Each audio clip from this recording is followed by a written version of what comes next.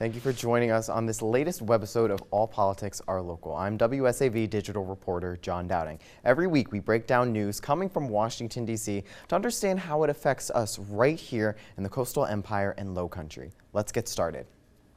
U.S. relations with the Middle East have taken a nosedive after a recent move by the Trump administration. On Friday, Iranian General Qasem Soleimani was killed by a U.S. drone strike at Baghdad International Airport. Congress was not consulted about Friday's drone strike, and the White House didn't send Congress a formal notification until Saturday. The administration insists there was an imminent threat of the safety of U.S. troops. News 3 caught up with some veterans and active service members at the United Service Organization right here in Savannah. Volunteers there say many people who stopped by agreed with the president's decision to take out the Iranian general. I thought it was awesome. You know, I think that it hopefully sends a message that we didn't do back in 1979, and it's something that needs to be done. We reached out to officials with Hunter Army Airfield and Fort Stewart. Both locations said they could not comment on the situation. Now joining us live from Washington, D.C. to help us better understand the aftermath of all of these decisions is Washington, D.C. Bureau Correspondent Kellie Meyer. Thanks for joining us, Kellie. Thanks for having me. Of course. So let's talk a little bit about, what are our local representatives saying in Washington about this drone attack in Iran? Well, as soon as it happened, we saw the outpouring of statements coming into our inbox here in the D.C. Bureau.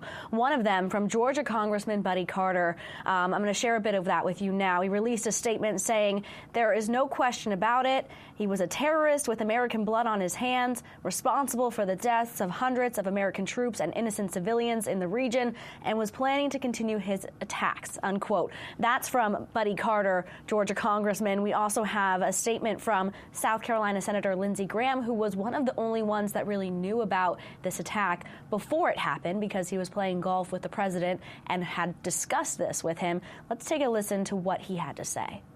Soleimani signed his own death warrant by continuing to come after Americans. He's a threat to mankind. They're the largest state sponsor of terrorism.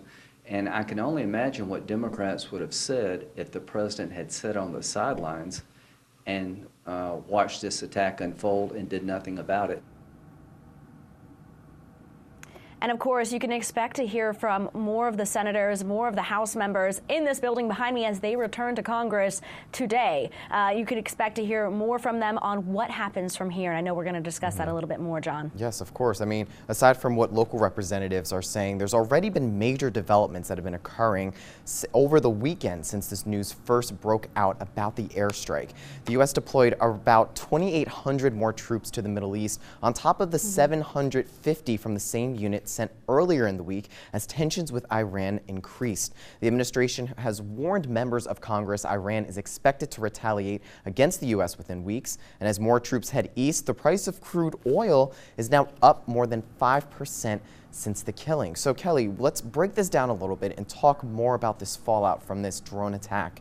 From a domestic standpoint, let's start with that first. What other actions can we expect to see happen domestically and that may impact us?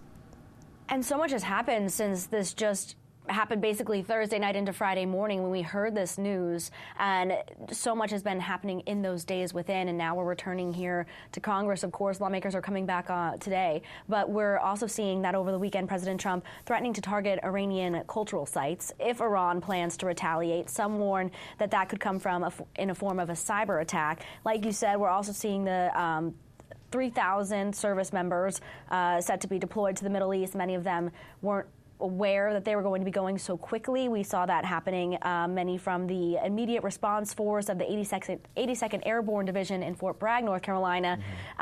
Again, they didn't expect to be going so soon. So a lot of this is happening very quickly, and we expect to see more from this, more response, at least what we're expecting to hear today from lawmakers, what they think about this, where they plan to go from here. I think you can expect this to be taking up much of the day today and this week of what discussions are going to happen and what discussions, like you said, between Congress and the White House, and any fear of retaliation, like you said, and will this become more? Will this really build into the next war. And I think that's what many people are wondering and want to find out. You know, right here in the Coastal Empire, we have a huge amount of airfields, Army, Air Force bases, and a lot of active duty members and people also in the reserves. So that's definitely, there could be some actions that may take place that may impact people here. But like you said, today's the first day everybody is coming back to Congress. So we just have to take some time to see what may, you know, come out of that. But thank you for helping us figure out all this stuff with Iran. So let's shift gears here now and talk about that building right behind you. We're going to talk about what are some of the biggest things on the congressional agenda for this year, aside from the obvious impeachment. Right, I know, exactly. I was going to say there's this little thing called impeachment that we're still talking about here that's still really waiting to see what's going to happen with that. We basically are waiting for those articles of impeachment from the House that you saw that big vote happen before the holiday. Those still are in the House right now. They have not been sent over to the Senate to be really pushed forward into the Senate trial that we all were expecting. Now, we still expect that to happen, but we're just not sure when those articles of impeachment will be sent over. So it's a reminder that we're coming back here today with those articles still remaining in the House. No movement has been pushed forward on that.